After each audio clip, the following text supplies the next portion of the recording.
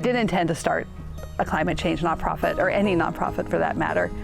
I had had experience in New York City where joining my brother, who was starting a technology company for medical and scientific research. And together we grew the business, expanded it, and eventually went public and eventually sold the business.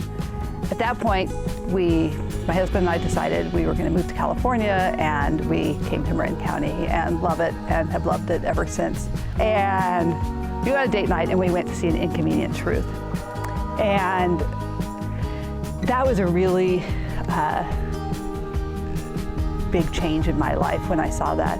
And it's not for the reason that most people think. I think a lot of people walked out of there and thought, our planet's on fire, we've got to do something. And I experienced that also, but mine was more of an emotional connection because Al Gore shared in the film that he nearly lost his son.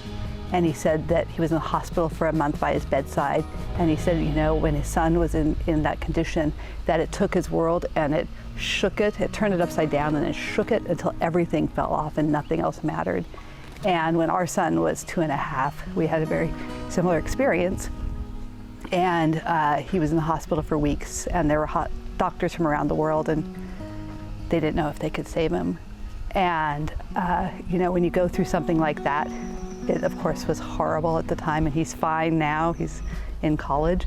But when you go through something like that and you viscerally understand what it's like to lose everything you care about, for me, that was a calling. I just said, I know climate change is going to threaten my kids and their children, and I can't stand by and watch. I have to try to do something about it.